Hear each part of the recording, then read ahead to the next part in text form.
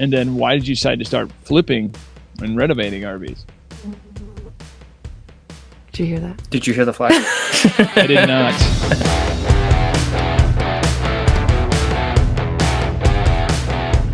Welcome to another episode of the RV Voice. Today we got a very special one. Why? Because they flip RVs. Not only do they live in them, they flip them for a living, which is very strange and hard to say. So, welcome the Bay Browns. We got BB and the RV is what they are called on social media, BBandTheRV.com. If you check out their website, it's super, super cool. They flip all sorts of RVs, and they've done a great job doing so. So, welcome. Jordan, bring them in.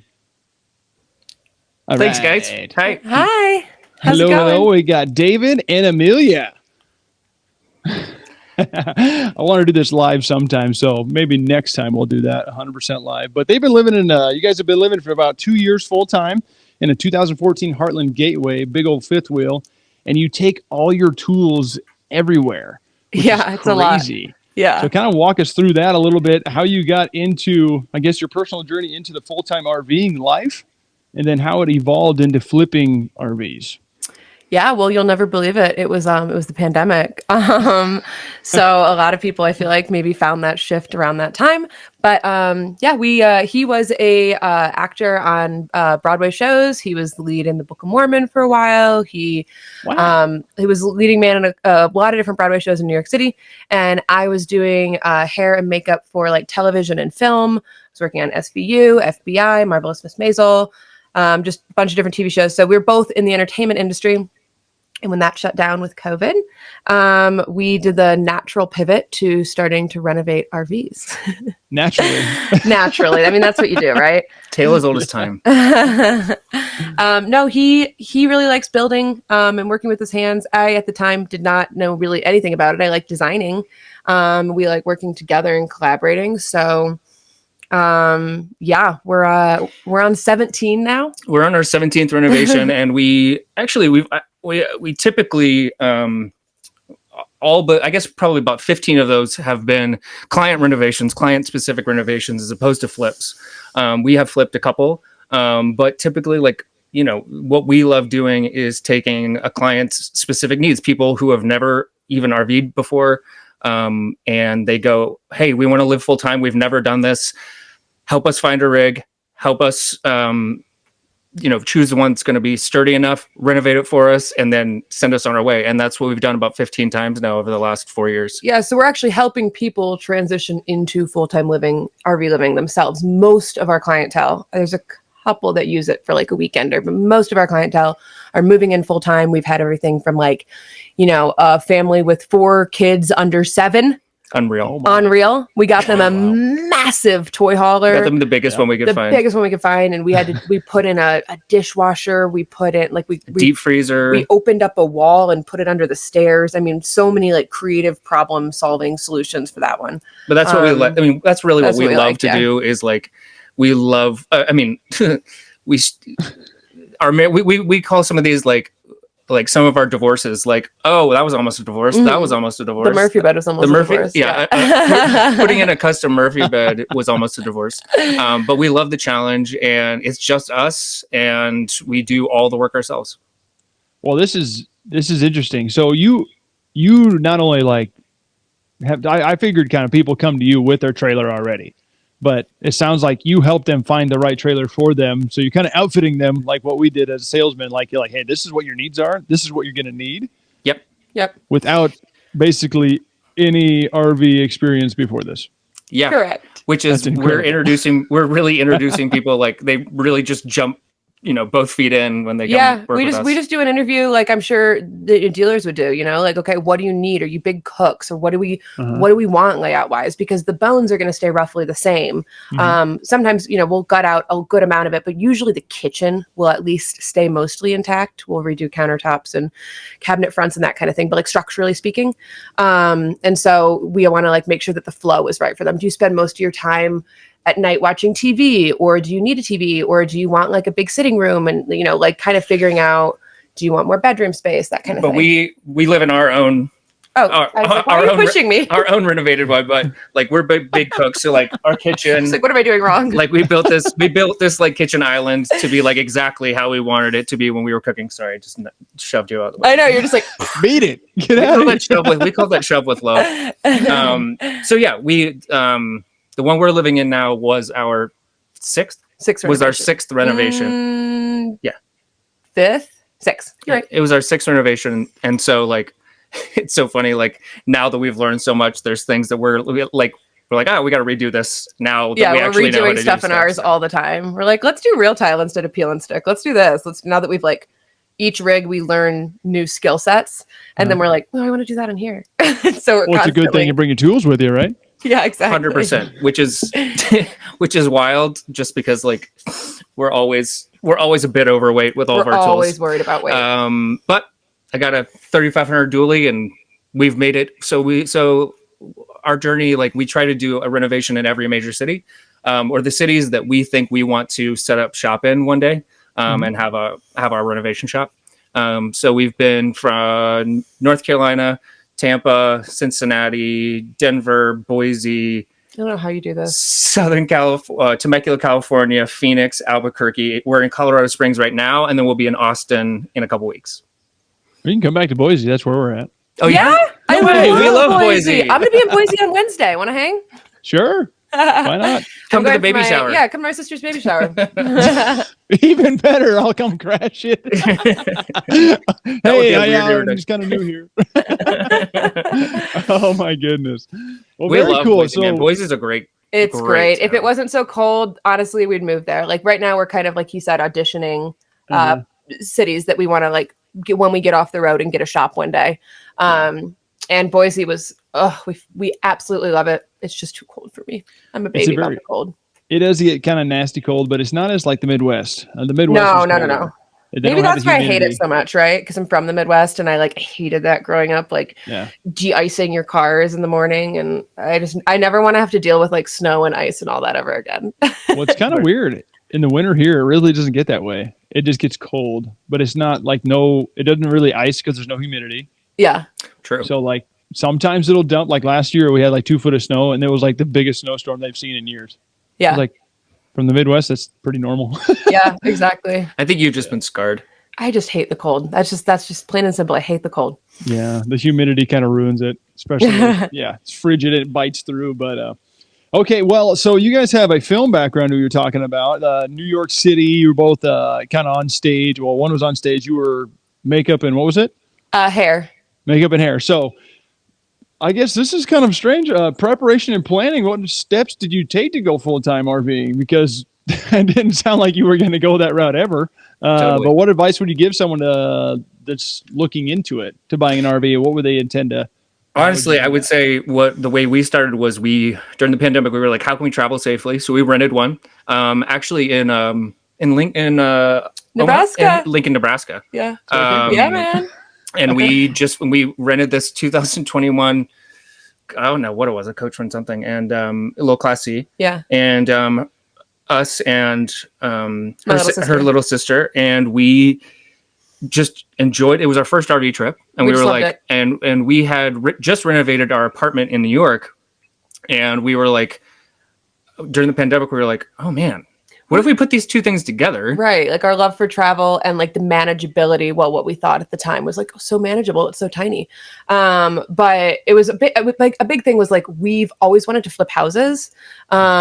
And we were like looking at one point before the pandemic at places upstate. It's like $300,000 for like a cabin to like then renovate it. And we're like, yeah, we don't have $300,000 laying around, but I have $3,000 laying around for this shitty 1979 Dodge Cruise Master.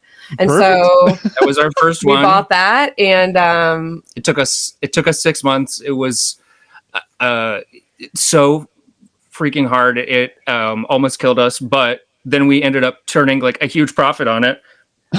Yeah, we sold it for like $30,000. We brought it for like $3,000. We got it. We got into there was like a bidding war for it and all this stuff. And that's when we were like, maybe we have something here. But that was kind of like, we like to call it like our unpaid internship, because while we did turn a big profit, that was full time for 6 months, both of us. So if you break that down, we were making pennies on the hour. So I'd say that preparation was like, decide, rent an RV and decide if like this life is for you. Because, you know, we've lived in New York for like 12 years and used to living in small spaces. So Oof. like that's something that like feels very natural to us. Like this doesn't feel, our fifth wheel doesn't feel like that small. We never think it feels small. Wow. Yeah. So the minimalistic lifestyle was already kind of there. Yeah, exactly. Well, and then how would you tell someone how to do it then? Because I mean, that's what you do, right? People call you like, hey, we want to do this, but we're not exactly sure how to do it. So walk us through that. Like living full time? Yeah. Yeah. Preparation for it. Yeah. I don't know. I don't think it's that different, but I guess I'm used to my tiny, New York City apartment. I mean, you got to flush your own poopy. And you got to maybe we don't have an unlimited hot water heater. So I think about that a little more than I do in apartment living. But other than that, I mean, there's definitely more maintenance. And I do try to be upfront with my clients about like RVs are, say it with me, maintenance. Like it's not like a house of sticks and bricks where, like you need to reseal, like relapse seal and check your seals, and you need to be diligent with your roof, and you need to like RVs are maintenance because they bake in the sun and they're in the elements 24/7. And you it's an earthquake on wheels. Yeah, and it's vibrating down the road. You guys would kill it at Bish's. You want to sell? Yeah, of course. During the summer in Boise, though, not during the winter. We try to prepare them with like being realistic. Like I do literally do that with my clients. Say it with me, maintenance. Because I don't want them to have, and that's before they even purchase one, because I don't want them to have unrealistic expectations and then be like, call us, 4 months after the rental and be like, I think there might be water getting in one of the window seals. It's like, well, you bought a 2004, and like you need to be checking your seals every 6 months. So anyway, I think it makes you more of a responsible adult and homeowner. And it's like, because you have to really you can't just sort of like trust that the landlord's going to take care of something. You gotta learn how to take care of your own stuff. Yeah. And I think it teaches responsibility. Like I'm excited for when we have kids. We may be living full time. We may have a sticks and bricks house, but like just the idea of like, hey, this is your job. You need to make sure you're in charge of the black tank. You got chores. So that's what I think that's what we would say. So, wow, for what you guys would kill it because you understand the whole idea. I mean, that's what we were trained to do. So when I got into the RV space, I didn't even know they were sold at dealerships. I lived right by one, but I had no idea. I just over my head. I walked into one accidentally. It was kind of an interview. I was just taking interviews for fun. And they were like, oh, we got a salesman job open. I'm like, oh, perfect. I'll check it out. And then 2 weeks later, I'm starting. Oh, hey, I can do thumbs up. I know. Thumbs up, man. Love it. Parts too. I know. They're so fun, aren't they? Hold it long enough. Very good. So silly. But anyway, yeah. So it's not exactly this. Some people, I had a lot of weekend warriors, in the Midwest, people just jumping lake to lake, whatever, lake hoppers and all that. But they're earthquakes on wheels. They go through hurricane force speeds every time they go down the road, and they break down. It's not an if, it's when. So for you guys, your daily life routine revolves around that. I mean, literally, you're taking care of your own RV. You live in one, and you're also taking new RVs and flipping them or renovating them for someone else's stuff. But how do you balance that? The full-time living of RVing and then the demands of flipping and renovating, because that's two different beasts in itself. So let's walk us through that. Yeah, go. Do you want to take this one, Dave? I mean, we're out of our minds. We work like 40, 50-hour weeks every week. We're just little Energizer bunnies. It's just like it needs to be done, so it needs to be done. And we're going to find the time. We just finished one, and then we were like, because before we move out, we were like, let's just, all right, we'll do a quick flip. Like we'll just do it. And then we already have this tool set up, and we're already set up here in Colorado. Weather's nice. Let's just do like a quick 2-3 week flip. And then we were about to just make buy the tiniest, easiest, like cut and dry, just paint, floor, simple, new hardware, and flip it for a bit of a profit, and then head down to Austin. And then we ended up getting a client that emailed us that day that was like, I just want Jute, which is like one of our RVs that like went viral and everybody really liked. And it's just this tiny little 20-foot toy hauler. And I was like, okay, well, we could do that instead of the flip. So now we have like a client, and then she ended up getting a 30-foot, not a 20-foot. And all of a sudden we're like, oh my God, we're doing it again. We have to stop doing this. But we end up getting faster and faster the more more we do it, just because like I've built a rise up TV lift four times. And we've done we do a lot of custom furniture. We do, obviously, like, the more you get to practice a skill, the faster you get. And then you're like, oh, I kind of want to do it again, even though, like, we really should be taking more vacations and just traveling and camping. Yeah. Well, promise? No. Promise? We go crazy. We can't sit still. But what, like, for example, like, we have stayed, we don't mooch dock because we pay for wherever we stay. But, like, for instance, we found these people, we're in Colorado Springs. We found them on Airbnb. Found in Colorado. We found them on Airbnb. They had a lot of property, and we were just like, hey, can we pay to, park on your land, and could we renovate an RV here? And so we got lucky. I don't know how you pulled this off, but they happened to have a 50 amp hookup and a septic hookup right here. Wow. And they were like, we can run a hose. And I was like, great. Perfect. So we have both rigs on the property. Our work is 10 steps that way. So we love it when we're parked. Great commute. We love when like literally like our stairs are facing each other, because then we're like in the, we'll like last night, like for example, like it was like she was making something in the crock pot, and then like go and stir it. Then we go outside, make a couple cuts, go back inside, feed the dog, feed the dog, do another paint thing, and so it's a cozy little life. We love it. We love it. Honestly, it sounds wonderful. We like the commute. Yeah, the commute of 10 steps or whatever it is. It's the best. That's fantastic. So question on that, do you guys travel to renovate, or like people, how does that work?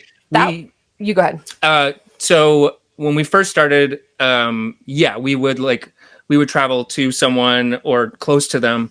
Like our first one was in Texas, in San Antonio, in Hill Country. And our first client. But now basically it's like, where do we want to go? We will find space, and you can bring the rig to us and we'll do it, and then you can pick it up. Wow. And so that's we've had.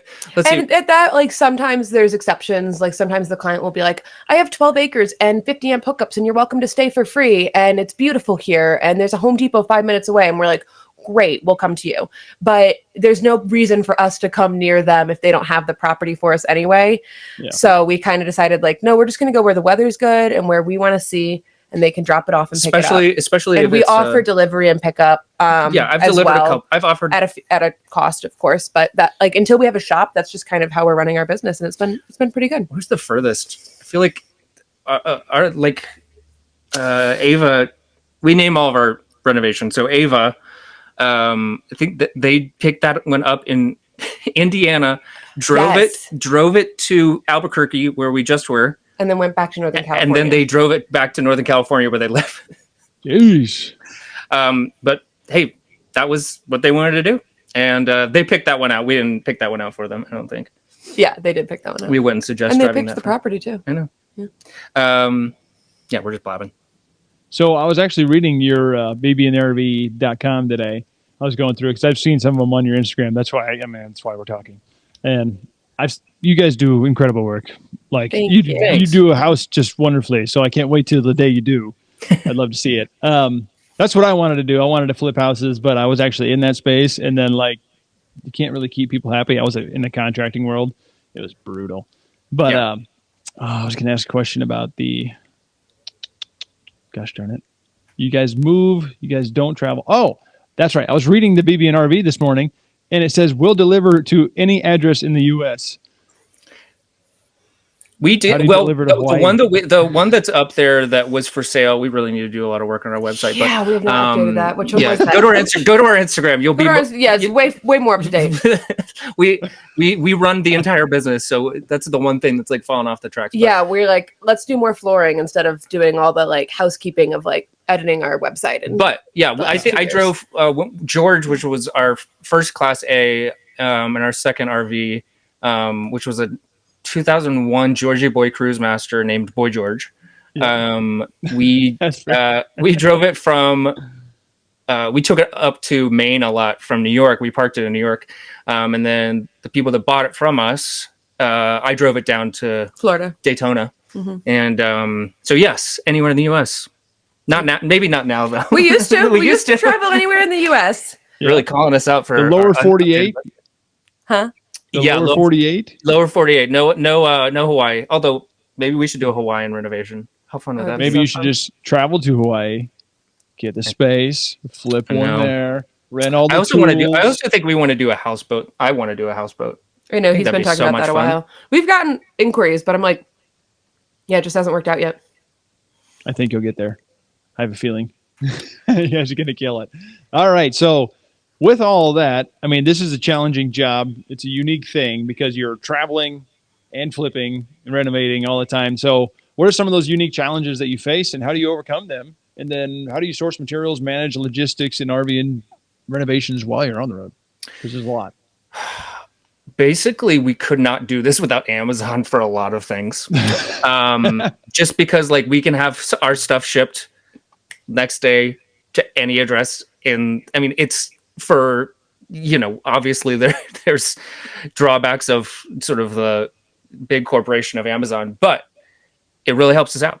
And allows us to do, I don't think we could have done this 10 years ago, like in the same way that we're doing it as in all the different places that we're doing it.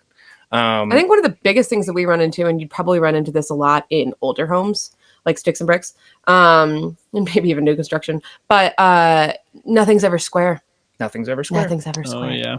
So that can be really, really frustrating when you're trying to like cut a wall panel and you have everything is a slope cut. Everything is some sort of slope cut at an eighth of an inch degree from this, and it's blah, blah. And nothing's ever the same. Like the way that they're built, every single brand builds them differently. So whatever studs are behind the walls, some people are using 1x3s, some people are using.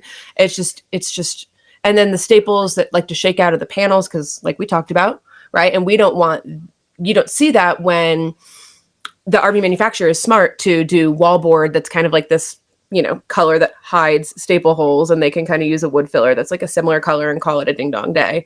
But then when we go to prep everything, all of them, all of that just shows up like stars in the sky. And you're like, oh my God, why did we need to use this many staples? Yeah. So it's stuff like that where you're trying to get 18th or 16th of an inch luan to stick to these studs and stay stuck to those studs. We actually did a tour. We went to Elkhart and did a tour. We met with the guys at Columbus, and who are really great. They're a Forest River brand, and they've actually got highest RV ceilings patented.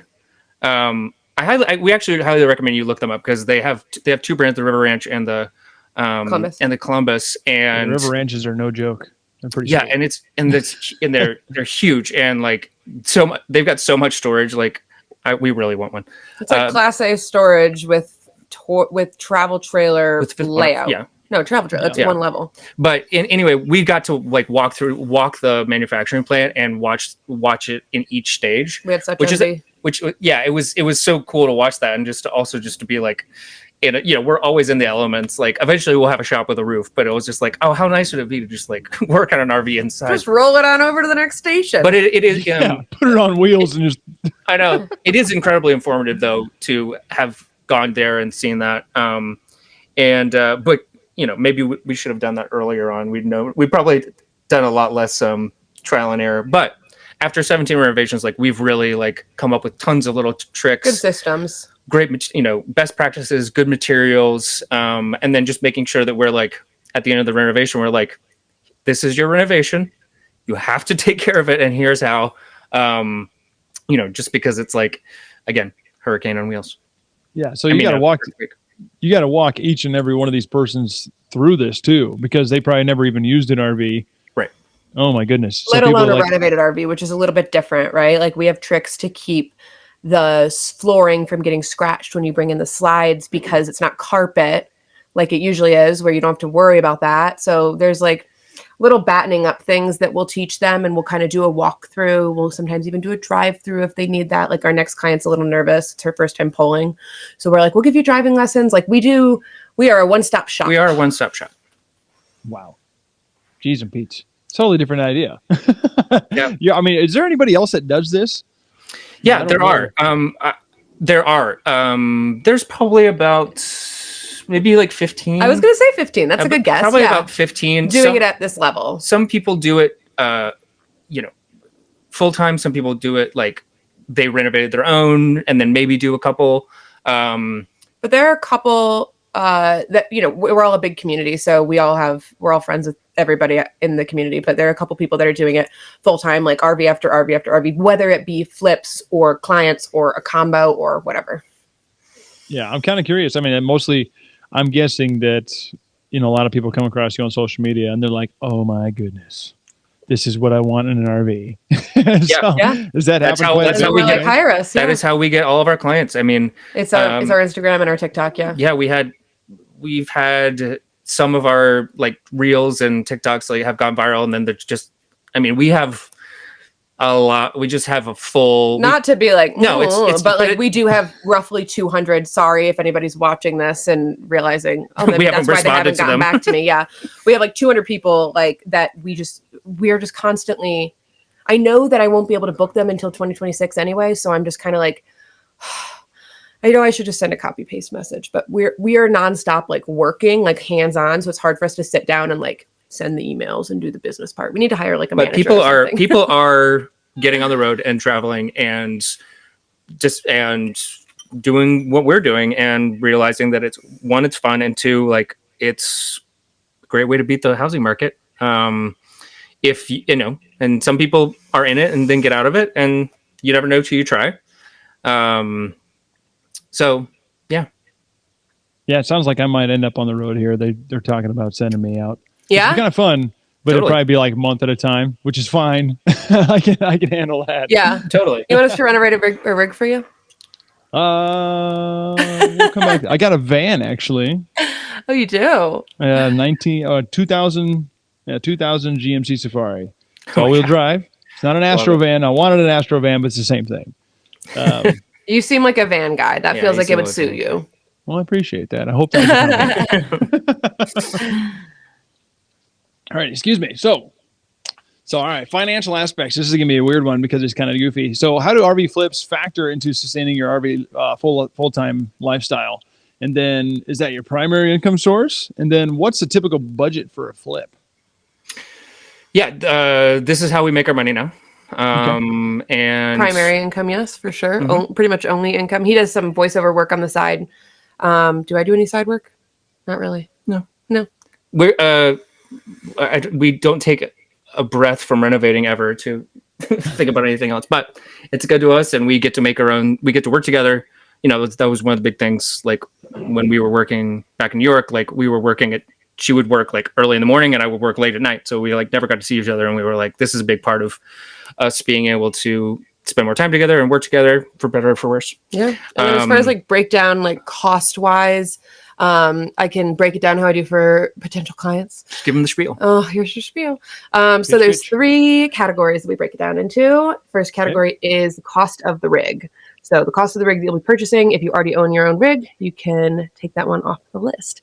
The second cost is labor. That is labor only. And I like to be very specific on that because some people think it's labor and materials. A lot of contractors will group labor and materials. We do not do that for a multitude of reasons. A, I think it keeps it cleaner. B, it keeps me, the builder, from wanting to use contractor grade materials, right? Like your shittiest paint, your shittiest primer, your cheapest flooring, all of that. I'm really gypping the customer so that I can put more money in my pocket if I'm giving you a blanket number. If I'm able to split that into 2 categories, I can say I charge an hourly rate of X. I will log my hours, and at the end of the renovation, I will tell you how much you owe us. And then your materials is a separate category. And I do help my clients with finding and sourcing everything. Like they need to have a lightweight sink that's not going to crack on the road, right? They need to, like all those things. I'll help with guidance. I'll send a couple links. They'll say, I like this one. Great. Let's get it ordered. They'll put it on their card. So that's a separate category. But essentially the price breaks down to cost of rig, cost of labor, and cost of materials. And then I kind of give them like a general range depending on the size and like their taste, if you will, for like material costs, because some of my clients are bougie and they want to get a $4,000 Lovesac sofa. And some of them are like, I'm on a budget. I want to get a $300 Wayfair sofa. And both of those are great, but I can give you a better idea of what your materials are going to cost once we have a little phone conversation, talk about the size of the rig, that kind of thing. And then once we kind of have a scope of work, what they want us to do in the rig, I can give them like a ballpark, and I always give my clients a 5K range. So I'll say labor, like for my labor cost, it's going to be $25,000 to $30,000 roughly. And then we'll usually stay within that. Once I log my hours, I've gotten pretty good at like kind of crystal ball calculating that number.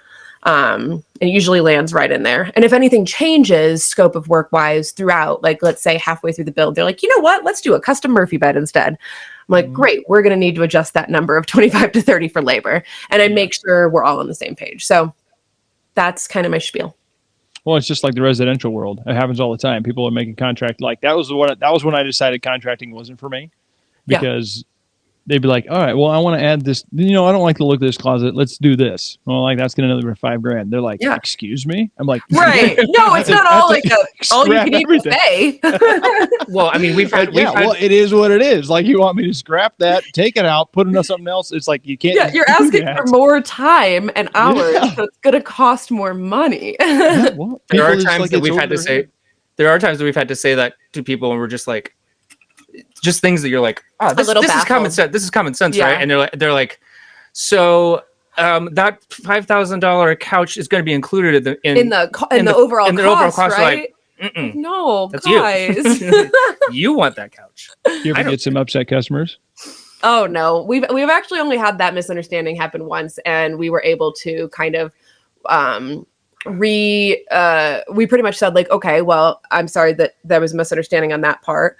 It was a simpler renovation. We had a paper trail that we'd had explained. We had spelled it out, yeah. But we still want to work with them, right? We care about our clients. And I was like, hey guys, I did spell it out. That being said, people misunderstand stuff all the time. Let's see how we can cut the labor costs a little bit. Maybe we cut a specific build here. Maybe we pull some things off of the kind of want list of what we're going to do, and we can get that number whittled down a little bit. So we will work with our clients, but we've only really had that happen once. Oh, interesting. So you do a lot of like you said, Amazon is a lifesaver, but you say like customers order a lot of their parts and stuff. Yeah, I mean, we do like we're actually partners with eTrailer, and eTrailer ends up hooking us up with a lot of stuff, and they're a great company. They're just great customer service, family company, and so a lot of our RV specific stuff we'll get from eTrailer. A lot of Amazon. A lot of it really Wayfair. Sometimes we'll be able to get stuff locally, whether we're near a good lumber store. I mean, definitely a lot of Home Depot and Lowe's. Yeah, a lot of Home Depot and Lowe's. I would love to have a Menards, but we don't have one. You're telling me I miss the crap out of it. I miss it every day. Right. Every day. Menards, baby. Folks, if you've never been to a Menards, like it's like being in an abusive relationship your entire life with Lowe's and Home Depot, and then you walk into a Menards and you're like, this is how I should be treated. This is how a woman should be treated. At all times, I miss it so much. Oh, it's just like aisles and aisles of moldings and organized kinds of. The people are nice. Yeah, we miss Menards, but it is mostly Home Depot and Lowe's because that's kind of what's all over the country. Yeah, well, the Midwest is the Menard, like the upper Midwest is the Menards area. You save big money when you go to Menards. You sure do. You sure do. And what? And big headache. You save big headache. Big headache. Question on your RV part. So you say you work with eTrailer a little bit, but like, do you get residential in there too? Because I mean, you've done a lot of flips and renovations. So do you use residential materials and aspects? Yeah, of course. Yeah. I mean, for example, like any E26 base residential light, they make 12 volt. Do you want to break that down a little bit? Yeah, so I will. So your house is going to run on 120 volts. Your RV will as well, but the ceiling lights and most of all the lighting is going to be on 12 volt. And then so you can switch out your bulb. You switch out your E26 bulb, which is basically like, if you think of a light bulb, that's the one. Standard that's the one you bulb, have. Yeah. And so you switch it out for a 12 volt instead of a 120. Correct. 110. Why are they interchangeable? I don't know. Yeah. I used to be an actor. I don't know. But this is my background. But yes, and we use we do a lot of like faucets. We can adapt. We can do adapt residential faucets. There's not really anything that we can't do. It basically everything is residential. You're not letting me finish this sentence. I'm sorry. I've tried to finish one sentence. It does let me. Sorry. Go ahead, baby. Mostly the residential thing that sort of comes into play is the weight of whatever the residential thing is, because you're not thinking about, how heavy is this sink? It's like, I don't know, it's just going to a house.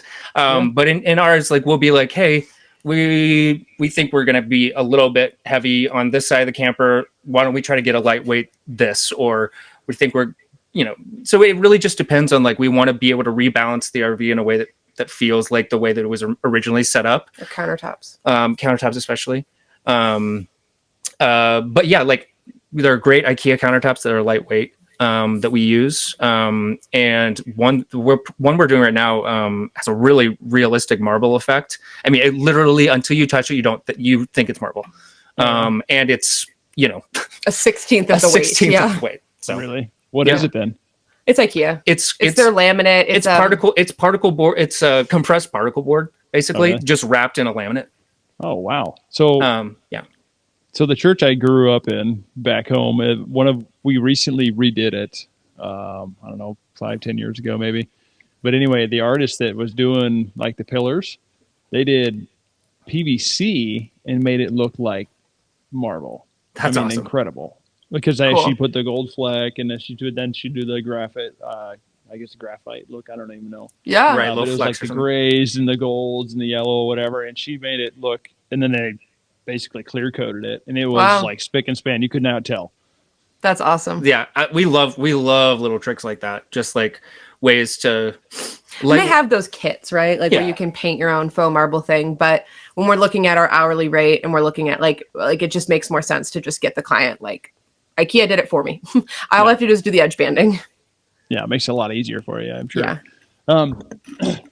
Sorry. You mentioned you guys have like there's about a community of about 15-ish of you that do this. I would say. But how's the RV flipping community impacted your experience? I mean, because you started off with no experience, right? And then have you connected with others who also do renovating? Yes, you have. So I'm going to skip that one. So we have the social media play with you guys or play into this and your online presence promoting your RV flips, because that's how I found you.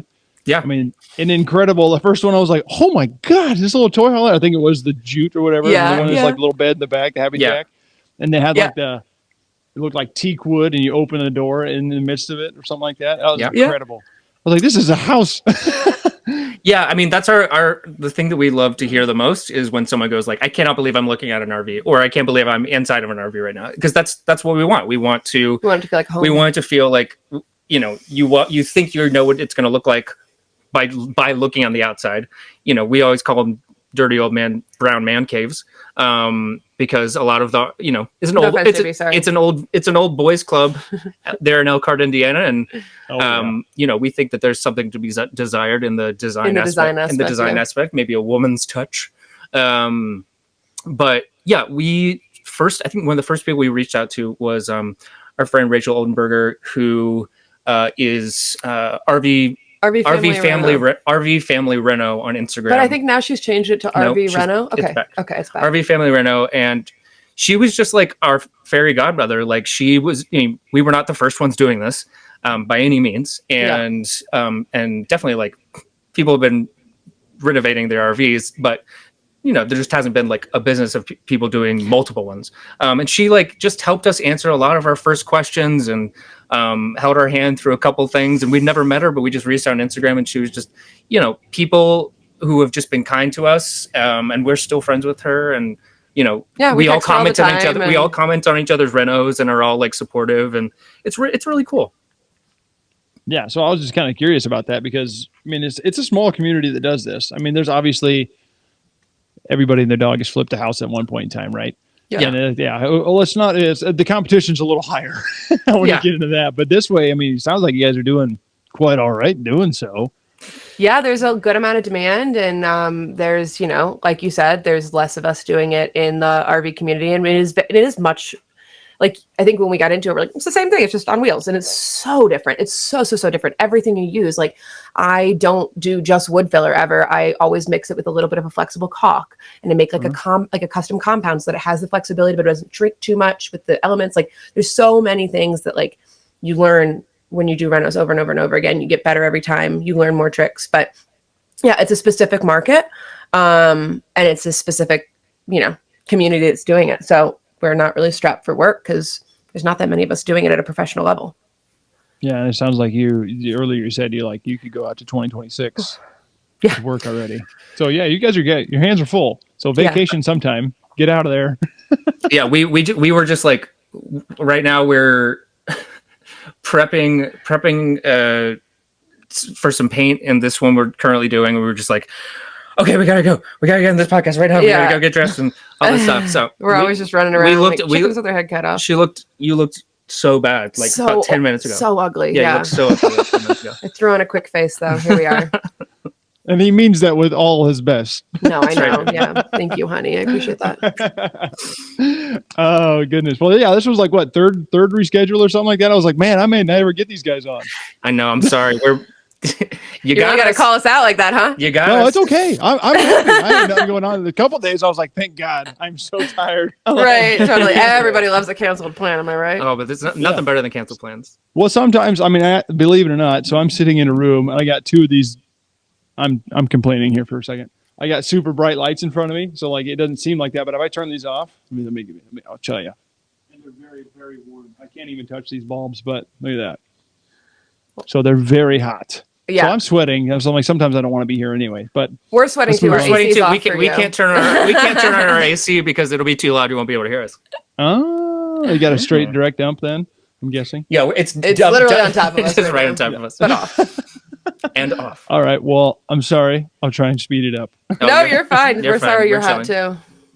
All righty. So, favorite experiences. I mean, I'm guessing you came across a couple flips that were like, this is one of my favorites. But also along the way, learning things had to be some good experiences, some bad, because that one was, you said that a couple of them might have been divorces or whatever.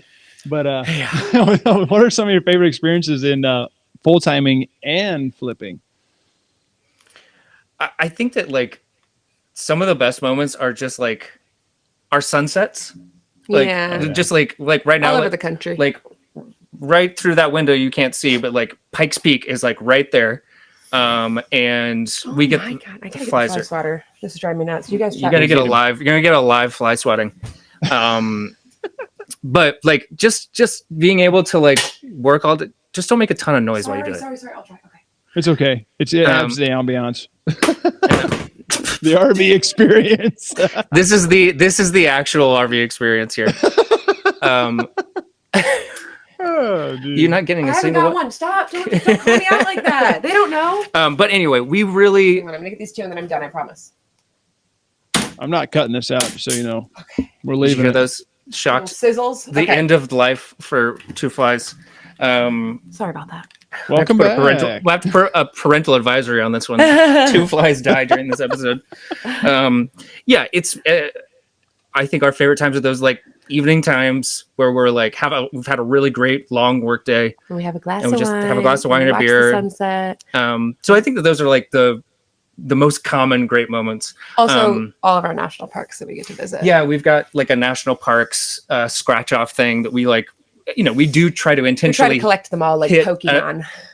intentionally try to hit national parks on our way to different renovations.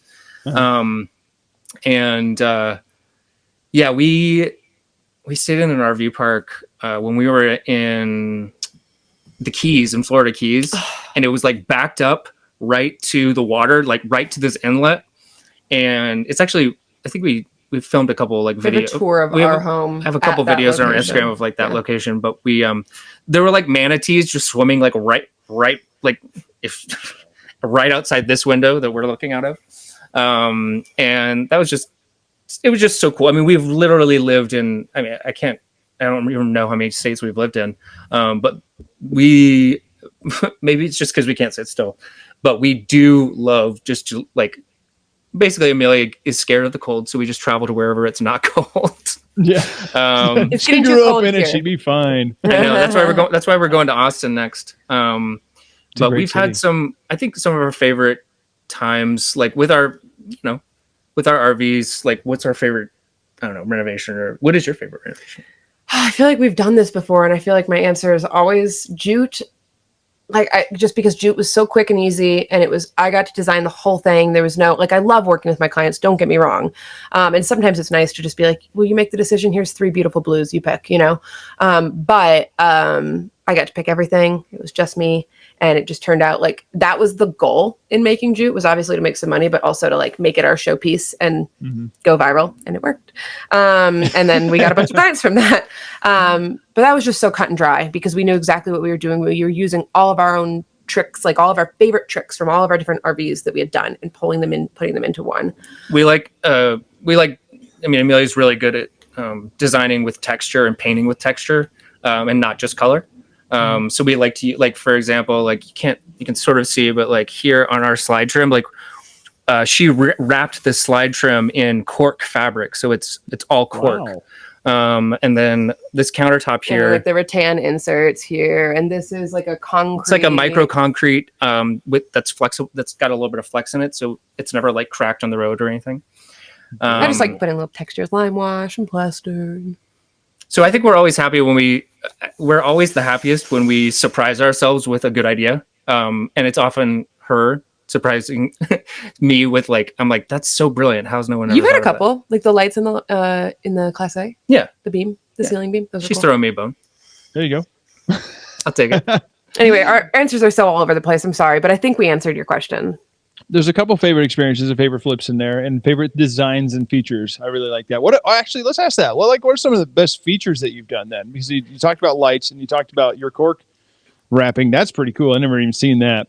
That's probably one of my favorite features that I've done. You can see it actually on these two right here. We've got an Instagram reel that just sort of showcases like some of our custom builds that were like completely just specific to that client and that RV.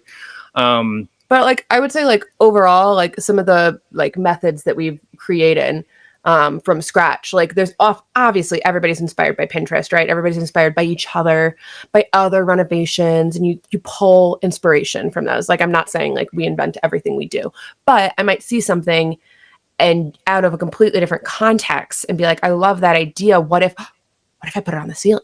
And then like something I've never ever seen, and then I'll try to like reverse engineer it and Pinterest like fabric on slide trim in RV, and it doesn't exist. If and it doesn't come up, then oh my God, I invented it. So like that's like one of the things I've never seen anybody do. And I've done like vinyl, like a lot of like I've done like in the last one we did like a camel colored like leather look on the slide trim. Did like some little rounded corners, and I did some screw caps that had like this gold, like brushed gold accent to have little buttons on there, and it just looked like really cool, almost like he was saying, almost like an old school train or something, right?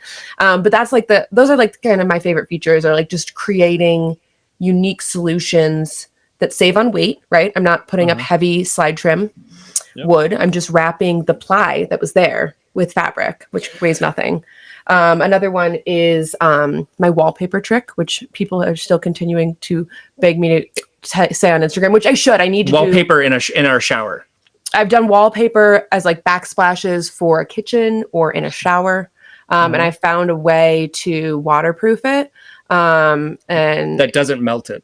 Yeah, that doesn't melt the plastic. Because sometimes you'll get something, the chemicals that are strong enough to waterproof it. So anyway, it was a lot of trial and error, but I have it in our shower, and we've had it for 2 years now, and it's held up perfect. No bubbling, no peeling. It's actually pretty amazing.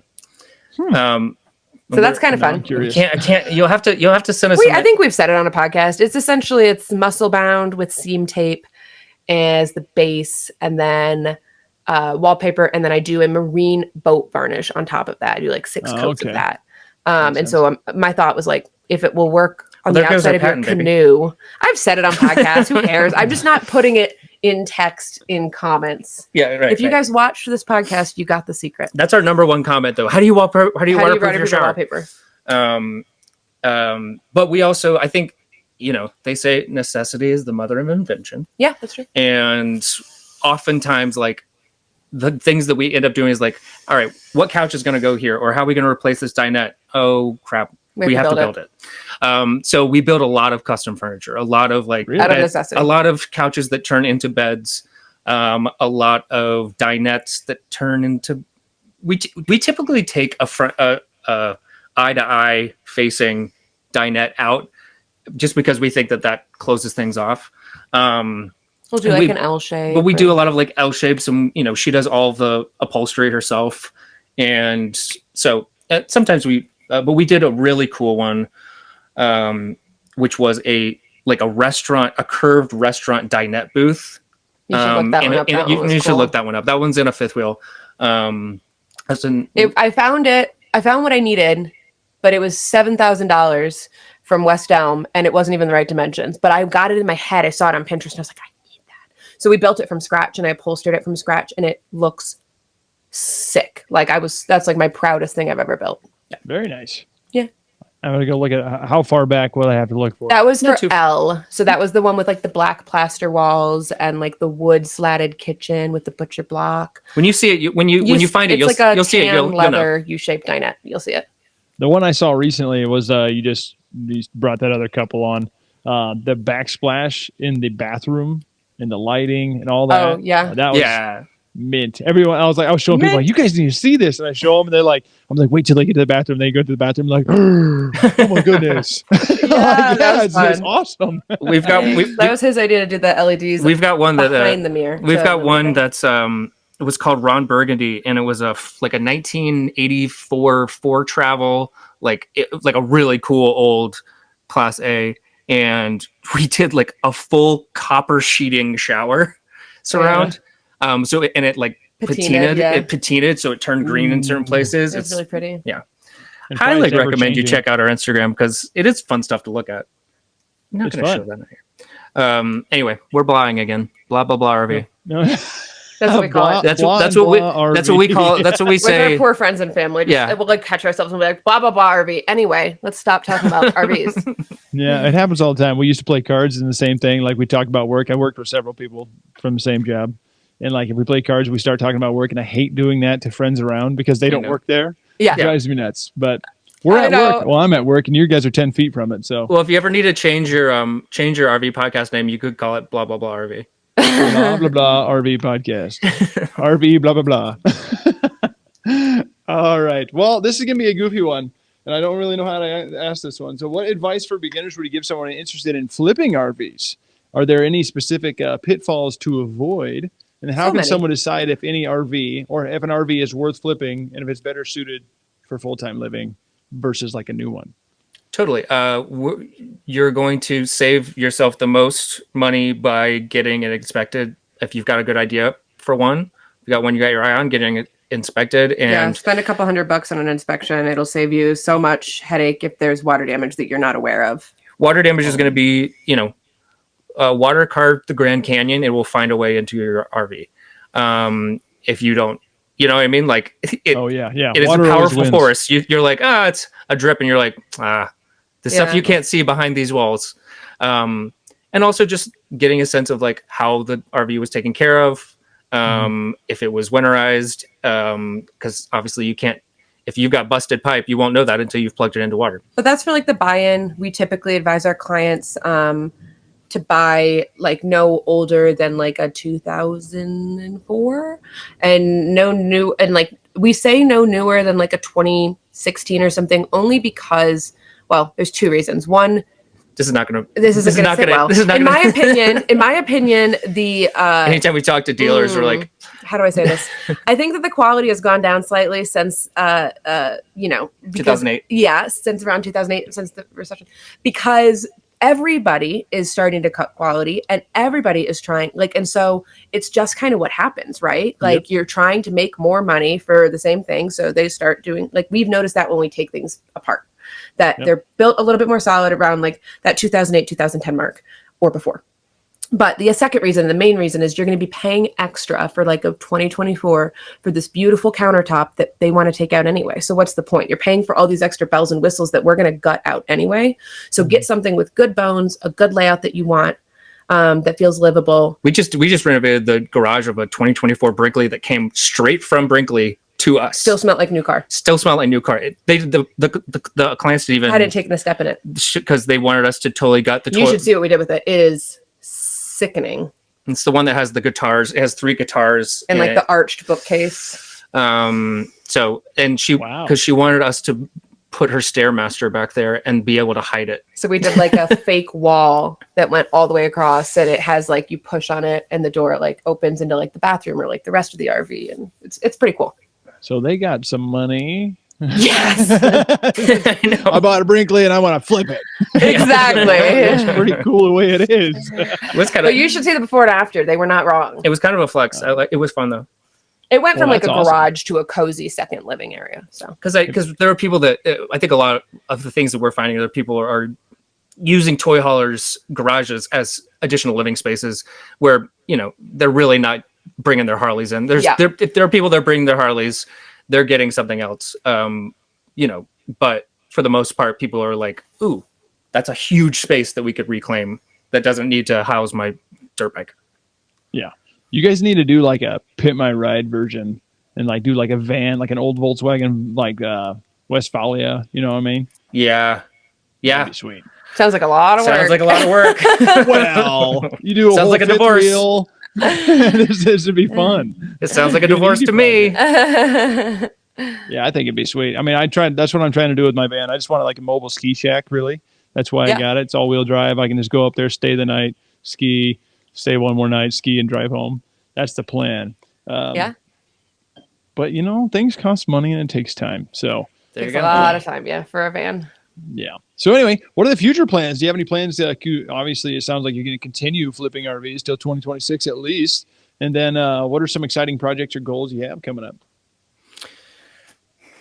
This whole journey has been like us auditioning different cities that we like. And Our just final audition of just the like year. actually going to that city and living in it and shopping there and going to the local bars and finding our favorite restaurants and stuff. And like, we've got plenty of places that we love across the nation, but He's repping his New Mexico. I know where am I New Mexico? Because we were in Albuquerque. We really loved Albuquerque. The weather is too volatile, though. Is that the right word? Volatile? It is. I'm so sorry. But we always have felt like Austin, Texas. How so? He said it's just super windy, crazy, flooding. Just get these crazy windstorms and floods. But Oh, really? it is because you're like right at the the way the anywhere water there's runs off. mountains. Anywhere there's mountains, you get weird weather because you never know where It it's was gonna come from. wild. Yeah. But we have our eye on Austin, Texas. We think that's a place that we might want to like have kids. And get a shop. Like, I mean, our goal is to hire some people, have a shop, maybe a barn dominium where because we love being close to where we work. Yeah, I think we want like a house and a shop on the same property. I want like a little tunnel that connects them. Boop, boop, boop. Yeah. And then have some employees and have like a home base. And I'd love to be somewhere that gets way too hot in the summer so that we can get our kids in the RV and go elsewhere for the summer. And then that way I'm not freezing in the winter. But, I think that Austin feels like a good option. we basically want to have like for me. have a fleet of ones that we rent as well. And then basically just like we'll probably still travel a ton.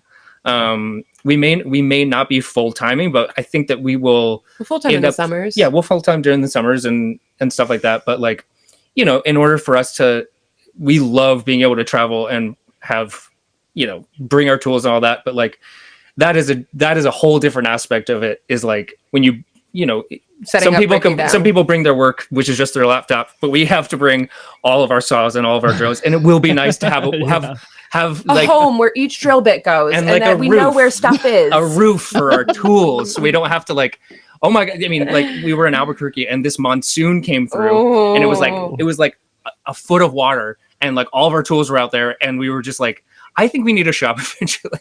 Yeah.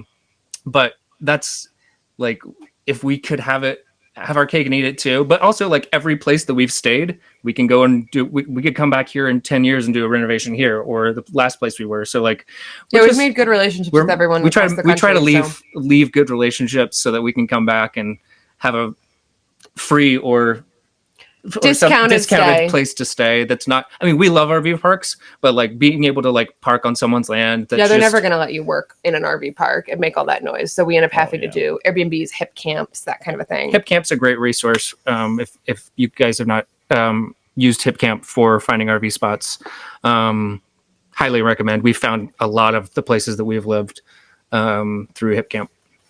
Have you used Harvest House?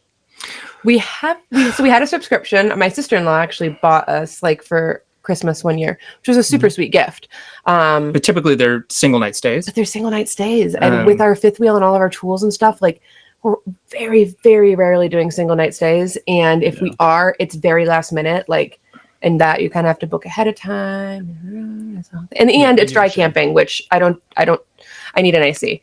So the dry camping thing, and then the generator rules, and we don't even have an onboard generator. We have an external generator, so that'd be a whole thing. And so I think it's primarily because of the one night and the lack of power and hookups. So we hip haven't really camp, used it. like hip camp. Hip Yeah. camp. I feel like I've used it. I feel like I've downloaded it before for some other reason, but I don't remember. I mean, technically, I think it's like hip camp as opposed to hip camp, but I think that it's the spelling. Spelling. Spelling wise, it is like the body part. Yeah. I mean, it's hip, I guess. Yeah. So hip. So hip. Oh boy. So yeah, I kind of want to see what your the underbelly looks like with all your tools. I have a vision of what it looks like. And I'm guessing it looks like something when we used to flip houses. It's everywhere. It's like there's a way that everything compartmentalized, but not. Basically like in the basement, there's a faux wall that was basically hiding all the pipes and the water pump and the water heater, but just aesthetically.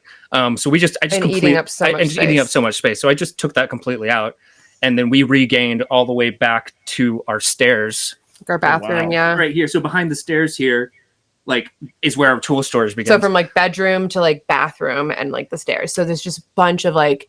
The miter saw goes in the back. There's no system that's not like pretty and like there's drawers and stuff, because that would just take up space. Like it fits a very specific way, and it's just kind of Lincoln logging it all in there. Oh, and then as soon as we land, we set up our little shop. So, man, have you seen like the back end of like the Alliance 378 FL has it? Basically, it's a slide out. It's like a 13-foot slide rack, and then you can put like a little golf cart on it and stuff like that.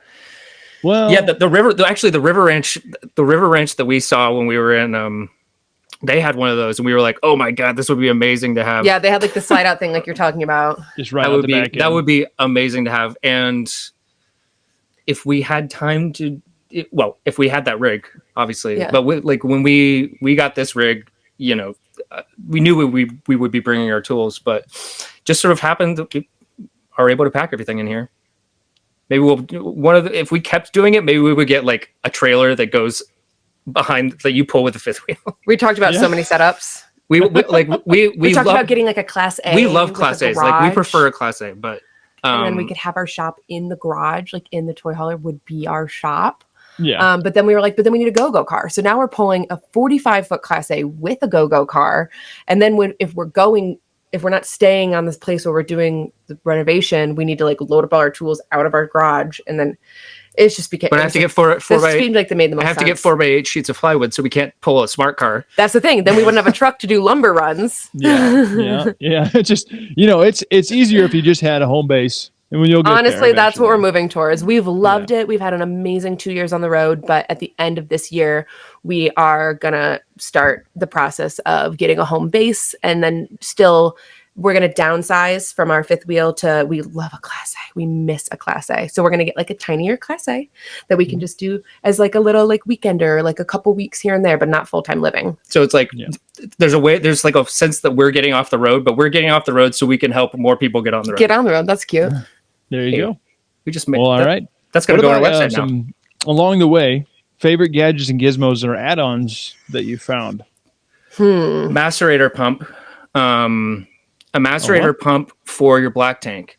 So it's a poop chopper. So when we're out when we're out at this property, for example, we're actually close to one. But if we don't have if someone has a sewer line, a sewer tap in, I can run a regular garden hose from my black tank. It will macerate. It will chop it all up and shoot it 200 feet to that pressurized to that tap in. Wow. So I don't have to gravity dump.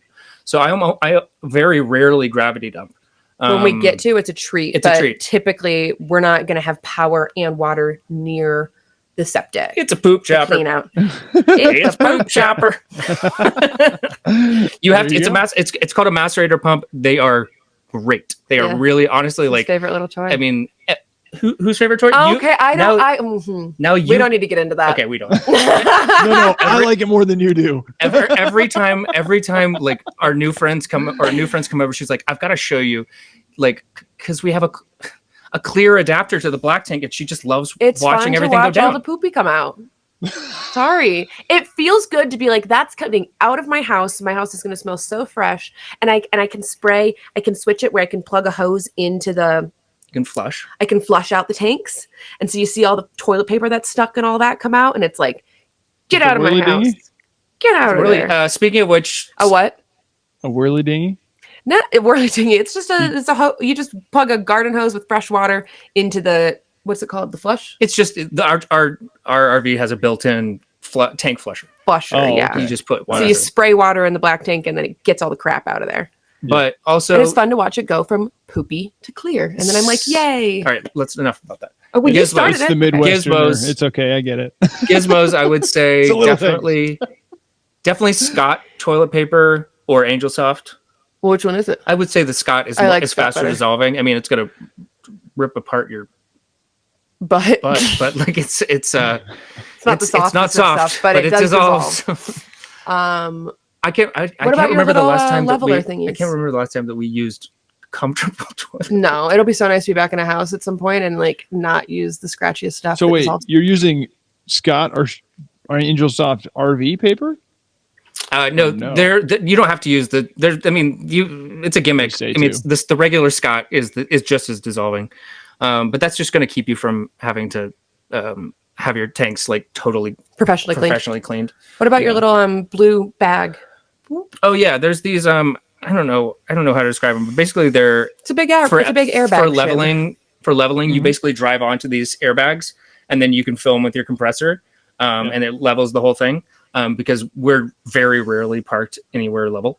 And because I'm obsessed with level, I think all RVing men are obsessed with being I'm level. like, it's good. but I'm we- like, if I walk in the RV and I'm like, "Whoa," Yeah, it's like barely at a 1 degree angle. I noticed it. I noticed it in the van. I try sleeping in my van right now when I just park on camp. It sucks. I'll flip 2 or 3 times, like which way's up, because I need to take a 4 men don't like to be off balance, honey. Yeah, I guess so. It's a thing. And then How about what we do for our decor? Like a lot of I turned the camera on, but it seems like a lot of work. But our decor, like if we love it and we want to keep it and that's going to live there permanently on the countertop, we'll do like epoxy glue, like a 2-part epoxy glue, and we'll just literally glue it to the counter. And then that way, it's a JB Weld it's like at 2-part Home Depot. epoxy. It's like You get it at Home Depot. You mix it up with a little popsicle stick, and then you smear it on the bottom of the vase or the whatever you have, candlestick or whatever you like there. And I just kind of dust and clean around it. And then that way I don't have to, like, every single time we move. There are certain things like candles and stuff like that I will have to kind of pick up and throw in a drawer. But most of the stuff is we're able to just drive. Yeah, I'm very familiar with old JB Weld. Midwesterner, I can fix anything. Oh, yeah. I mean, it might break again, but it'll work It's the for a while. the jerry rigging official sponsor. JB Weld. What about tools? What are some of your favorite tools? I guess flipping. I like my track saw. We have a Craig track saw. There are nicer ones, but it's pretty cost effective and it does a good job. But it's just, yeah, you're the one who introduced me to a track saw. But Yeah, just we don't instead of travel with a table saw. We don't travel with a table saw just because like that's the one thing we like just can't fit. So track saw just basically we just have a long track that we can connect, get it to 8 foot. We can cut a full sheet of plywood. It's great. It's great for you can set your depth. It's especially great for RVs where things aren't square, so that we can do slope cuts. We can do slope which cuts. you can't do on a table saw with the. Sorry, I'm not Correct. trying to cut you off. I just got excited about the track saw. I know, we can tell. It is her favorite tool. We have a lot of like a right angle drill bits, like getting into weird tight spaces in RVs. We have a really good like HEPA filter shop vac, it's called a Fiend Turbo, which is great because then when we sand all of our walls before we paint. And cabinets, yeah. And so it just sucks up all the dust, so we're not like hook it having directly up to the sander. Yep. Crocodile wipes are an amazing product. There's a crocodile wipe paint. You'll see them at Home Depot and stuff, but they're great for paint prep. So we used to have to do like TSP or vinegar after we sand our walls. We have to wipe it all down, make sure that we're not getting any dust on our fingers before we prime, then we paint. And you're often like just pushing the dust around when you're doing like TSP and vinegar and stuff. Like you're rinsing it in the dirty bucket and the bucket gets dirty. You have to change your water a million times. So yes, it's not as environmentally friendly, but the wipes are huge and they're really like nice and they're not like super dry. So you can get like an entire like RV done in like 10 wipes. And then you wipe in, there's no residue. It's specifically formulated for paint prep. So it's not going to leave any kind of oily residue. The paint adheres really nicely to it. What else? There was one more I was going to say. Oh, our Craig jig. Oh yeah. Just our pocket screws. Yeah. I mean, you're talking about we build a lot of we build a lot of cabinetry. We build a lot of like I'm about to go build a TV lift cabinet. You can follow our stories and there's a fly. Oh god. The ADD and flies just do not get along. I get you. But yeah, we really don't gatekeep. Like if people ask us, except for our shower thing, we do gatekeep that a little bit. But pretty much like every time someone wants to, if someone's got a question for us, like we'll answer it. Wow. Well, this has been informative and fun talking to you guys so far. You too, man. We could talk about RVs and blah, blah all day, but I think we've taken up quite a bit of your time. No. I got one more question, and this is a kind of a broad question, but I like to ask it to full-timers, and you guys are being renovators. It's a little different, but what's your why? Why did you decide to get on the road, and then why did you decide to start flipping and renovating RVs? Did you hear that? Did you hear the flash? I did not. I might You'll hear it on the mic. You'll hear it just went like. I heard that one. Literally, that's what it sounded like in my ears. Okay, anyway. What's our why, babe? Honestly, like in a way, not only, but like. So yeah, that's a big reason. Come here, Stinky. She's so comfy. Our dog, it just like she gets to. She grew up on the road. I'll get her. She gets to explore like every place we get to explore, and she gets new smells. Come on, you dummy. It's the child. Come here, you little stink bug. Oh, yeah, puppers. Thank you. This is Stella. And Stella? She's gotten to, I don't know, dogs love to smell, they get smarter the more variety of things they smell. And I don't know, that was one of our main things is like, we just want our dog to like have an awesome life and get to explore and not just be cramped in a New York That apartment. is actually a huge reason. That's a great point. Like when we first started this, we got her when she was 8 weeks old, and we hadn't started renovating full time on the road, but we had just gotten on the road and we got her. So when she was 8 weeks old, we literally took her from where we bought her into the parking lot, into our RV. That was like her first home. And so when we went to New York and we took a break from this, she was just like miserable. She like missed life on the road so much. And now she's our little off leash dog. So she just free ranges on every property that we're on. And she's not scared of power tools. No. That's awesome. Yeah. So she's a big reason. And I think we just love hiking and traveling and working together. And we were ships in the night in our industry. He would work, at night, and I would work during the day. He had 5-show weekends. I had weekends off. We never saw each other. And I think we just missed that. So we were like, I miss you. I want to like work with you and get to collaborate with you and do something creative with you. And that's kind of what got us on this journey. Yeah. Well, you guys are absolutely killing it. I'm super glad that you took time out of your day to, hopefully you enjoyed this with me. So fun. Yeah, Totally. We love talking about ourselves. Yeah. Well, you got out from a little bit. And, do your people ever come by when you're renovating? Sometimes. Yeah, sometimes. Sometimes we make our people unfollow us on Instagram though, so that they don't. In the last couple weeks, so they get a surprise at the very end. Oh, really?